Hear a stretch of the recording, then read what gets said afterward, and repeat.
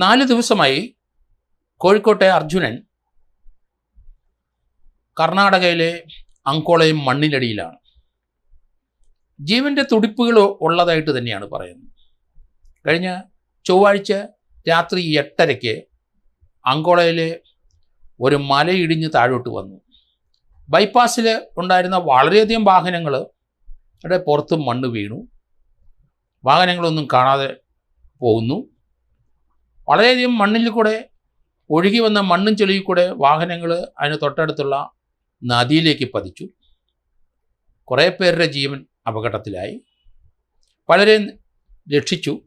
പക്ഷെ റോഡ് മുഴുവൻ മല പകുതിയോളം വന്ന് റോഡിൻ്റെ മുകളിൽ വന്ന് വീണപ്പോൾ അതിനടിയിലുള്ള ഹെവി വെഹിക്കിളും പല വാഹനങ്ങളും മണ്ണിനടിയിലാണ്. കോഴിക്കോടുള്ള അർജുന് ഇവിടുന്ന് ബാംഗ്ലൂരിൽ നിന്ന് ലോഡുമായിട്ട് വന്നെന്ന് കരുതുന്നു. അർജുൻ്റെ അമ്മ, ഭാര്യ, കുഞ്ഞു കൊച്ചുള്ള അവരൊക്കെ ഇരിക്കുന്ന സന്ദർഭത്തിൽ അവർ അർജുനെ വിളിക്കുന്നുണ്ട്. ചില സമയത്ത് ബെല്ലടിക്കും, പിന്നെ ഓഫാവും. എന്തായാലും അതിൻ്റെ ലൊക്കേഷൻ GPS കൂടെ അവർ കണ്ടെത്തി. അങ്കോള പോലീസ് സ്റ്റേഷനിൽ അവർ വിളിച്ചു പറഞ്ഞു. കഴിഞ്ഞ ചൊവ്വാഴ്ച രാത്രിയിലാണ് ഈ സംഭവം. ലോഡുമായിട്ട് പോയ ആ വാഹനത്തിൻ്റെ പുറത്തേക്ക് മലയിടിഞ്ഞ് വീണു. മൊത്തം ഒരു 5000 ലോറി മണ്ണോളം ആ ബൈപ്പാസിൽ അല്ലെങ്കിൽ ആ ഹൈവേയിൽ വീണിട്ടുണ്ട്. ആ വാഹനത്തിൻ്റെ പുറത്ത് മണ്ണ് വീണ സ്ഥിതിക്ക് അർജുനന് വെളിയിലോട്ട് ഇറങ്ങാൻ പറ്റുന്നില്ല. പക്ഷേ ആ വാഹനം സ്റ്റാർട്ട് ചെയ്ത് തന്നെയാണ് കിടക്കുന്നതെന്ന് മനസ്സിലാവുന്നു. ചില സന്ദർഭത്തിൽ ഓഫാകുന്നുണ്ടെന്നും പറയുന്നുണ്ട്. മൊബൈൽ ഫോൺ GPS മുഖേന നോക്കിക്കഴിഞ്ഞപ്പോൾ അങ്കോളയിൽ തന്നെയാണ് ലൊക്കേഷൻ, ലോറിയുടെ അവിടെ തന്നെ. ആ ലോറിയുടെ പുറത്ത് മണ്ണ് വീട് കിടക്കുകയാണ്. മണ്ണ് മാറ്റാൻ കഴിയുന്നില്ല.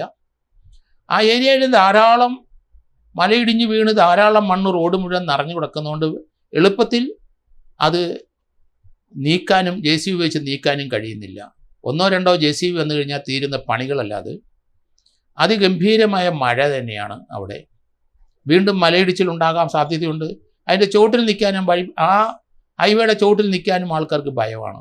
എങ്കിലും ഒരു വശത്ത് നിന്ന് ചില 1-2 JCB കൊണ്ട് മണ്ണ് മാറ്റി തുടങ്ങിയെങ്കിലും അത് തീർച്ചയായിട്ടും 3-4 ദിവസം പിടിക്കും.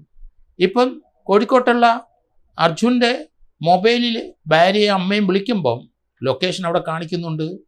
കുറേ നേരം ബെല്ലടിക്കും, പിന്നെ അയാൾ ഓഫ് ചെയ്തായിട്ടാണ് തോന്നുന്നത്. ചാർജ് പോകാതിരിക്കാനായിരിക്കും. ഇടയ്ക്ക് ആ വാഹനം സ്റ്റാർട്ട് ചെയ്താണ് കിടന്നിരുന്നത് എന്ന് പലരും പറയുന്നുണ്ട്. അത് നല്ല ലക്ഷണമാണ്. ഏതായാലും ജീവൻ്റെ തുടിപ്പുണ്ട്, മറ്റ് അപകടമൊന്നും ഉണ്ടായിട്ടില്ല. പക്ഷേ പട്ടിണി കൊണ്ടും വെള്ളം കിട്ടാതെയും കൊണ്ട് ചിലപ്പം അദ്ദേഹത്തിന് എഴുന്നേക്കാനോ അല്ലെങ്കിൽ ഒന്നിനും സൗകര്യപ്പെടുന്നില്ല. ചുറ്റും മണ്ണാണ്. ആ ലോറി പൊതഞ്ഞു മണ്ണാണ്. ലോറിക്കകത്ത് എത്രത്തോളം മണ്ണ് തള്ളി നിപ്പുണ്ട് കയറിയിട്ടുണ്ടെന്ന് അറിയില്ല. എങ്കിലും മണ്ണിനകത്തും ചെളിക്കകത്തും ആ ജീവൻ തുടിക്കുന്നു എന്നാണ് ഇപ്പം മനസ്സിലാകുന്നത്. അടിയന്തരമായി ഈ കാര്യത്തിൽ ഇടപെടണമെന്ന് കേരള മുഖ്യമന്ത്രി, അവിടെ കർണാടക മുഖ്യമന്ത്രി ഇടപെട്ടു, ബന്ധപ്പെട്ടു. ട്രാൻസ്പോർട്ട് മന്ത്രി അവിടെ വിളിച്ചിട്ടുണ്ട്. അതുപോലെ കോൺഗ്രസ് പാർട്ടിയിലെ AICC ജനറൽ സെക്രട്ടറി KC വേണുഗോപാലും അവർ മുഖ്യമന്ത്രിയായിട്ട് ബന്ധപ്പെട്ടു.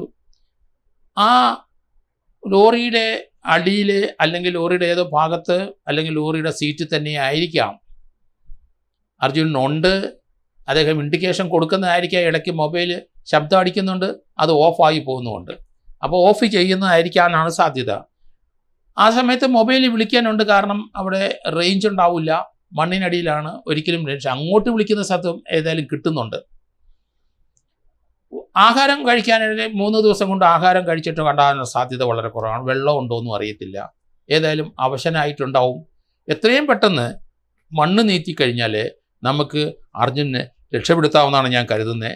അദ്ദേഹത്തിൻ്റെ ലോറിയുടെ ഉടമസ്ഥൻ മനാഫും അവിടെ ചെന്നിട്ടുണ്ട്. വീട്ടുകാരും ബന്ധുക്കളും ഒക്കെ ചെന്നിട്ടുണ്ട്. അവരെല്ലാവരും ആ ജീവൻ തിരിച്ചെടുക്കുന്നതിന് വേണ്ടി ശ്രമിക്കുകയാണ്. അവിടെ JCB പലതും ഇപ്പം വന്നിട്ടുണ്ട്. കേരള ഗവൺമെൻറ്റിൻ്റെയും AICC ജനറൽ സെക്രട്ടറിയുടെയും അതുപോലെ തന്നെ ഇവിടുത്തെ നാട്ടുകാരുടെയൊക്കെ ശ്രമഫലമായി കൂടുതൽ JCB അവിടെ എത്തിക്കഴിഞ്ഞു. എങ്കിലും മലയുടെ മുകളിൽ നിന്ന് വെള്ളം ഒഴുകുന്നത് നമുക്ക് കാണാം. പല സ്ഥലങ്ങളിലും ഏകദേശം 1-2 കിലോമീറ്റർ നീളത്തിൽ തന്നെ മലയുടെ മുകളിൽ നിന്ന് വെള്ളം ഒലിച്ചിറങ്ങുന്നുണ്ട്. അവിടുത്തെ മണ്ണ് ചോർന്ന് റോഡിൽ വീണ് കിടക്കുന്നു. അങ്ങോട്ട് വാഹനങ്ങളൊന്നും പോകാതെ അവിടെ റോഡിൽ മല പോലെ മണ്ണ് കിടക്കുകയാണ്. പക്ഷേ ആ ഹൈവേയിലെ ഒരു വശത്തേക്കുള്ള പാതയിലെ മണ്ണും മാറ്റി കഴിഞ്ഞു എന്ന് പറയുന്നുണ്ട്. എന്തായാലും ഇതിൻ്റെ GPS അനുസരിച്ച് ലൊക്കേഷൻ എവിടാണോ അവിടുത്തെ മണ്ണാണ് അടിയന്തരമായിട്ട് മാറ്റേണ്ടത്. അത് മാറ്റുമ്പം ആ മാറ്റുന്നവർക്ക് അപകടം ഉണ്ടാകാൻ ശ്രദ്ധിക്കണം. മണ്ണ് മലയിൽ നിന്ന് വീണ്ടും വരാം, അല്ലെങ്കിൽ വന്ന് ചേർന്ന മണ്ണ് വീണ്ടും ഇവരുടെ പുറത്തോട്ട് പതിക്കാം. വളരെ റിസ്ക് ഉള്ള കാര്യങ്ങളാണ്. എന്തായാലും ആ ഒരു ജീവൻ്റെ തുടിപ്പ് അതിനകത്ത് ഇപ്പോഴും ഉണ്ടെന്ന് തന്നെയാണ് ആ അർജുൻ്റെ അമ്മയും ഭാര്യയും ബന്ധുക്കളും ഒക്കെ കരുതുന്നത്. അതുകൊണ്ട് ഇവിടെ നിന്ന് ധാരാളം ആൾക്കാർ അങ്ങോട്ട് പോയിട്ടുണ്ട്. രക്ഷാപ്രവർത്തനത്തിന് നേരിട്ട് അവരും പങ്കെടുക്കുന്നുണ്ട്. കർണാടക ഗവൺമെൻറ് ഇപ്പം ഉത്സാഹപൂർവ്വം വന്നു ചേർന്നിട്ടുണ്ട്. ലോറി ഇടയ്ക്കിടയ്ക്ക് സ്റ്റാർട്ട് ചെയ്യുന്നുള്ളതായിട്ടാണ് ഇപ്പോഴത്തെ കിട്ടുന്ന വിവരം. അതിൻ്റെ അർത്ഥം നമുക്ക് എന്തെങ്കിലും ഇൻഡിക്കേഷൻ മെസ്സേജൊക്കെ തന്നുകൊണ്ടിരിക്കുക, ജീവൻ രക്ഷിക്കാനായിട്ട് എനിക്ക് ജീവനുണ്ട് എന്നുള്ള അർത്ഥത്തിൽ തന്നെയാണ് അതിൽ നിന്ന് നമ്മളുടെ അർത്ഥം അത് ഗണിക്കേണ്ടത്. അതുകൊണ്ട് അദ്ദേഹത്തിൻ്റെ മൊബൈലിൽ ചാർജ് തീർന്നു കഴിഞ്ഞാൽ, അതുകൊണ്ട് ചേർന്ന് കഴിഞ്ഞാൽ പിന്നെ റീചാർജ് ചെയ്യാൻ പറ്റില്ല. അതുകൊണ്ട് ബെല്ലടിച്ചു കഴിഞ്ഞാൽ അദ്ദേഹം ഓഫ് ചെയ്യുന്നതായിട്ടും മനസ്സിലാകുന്നുണ്ട്. അത് നല്ലൊരു ലക്ഷണമായിട്ട് തന്നെ കരുതുന്നുണ്ട്. ഇന്ന് ഏതാനും മണിക്കൂറിനകം ആ മണ്ണ് മാറ്റി തീർന്നു കഴിഞ്ഞാൽ നമുക്ക് അർജുനെ ജീവനോടെ ലഭിക്കും എന്നാണ് ഞാൻ കരുതുന്നത്.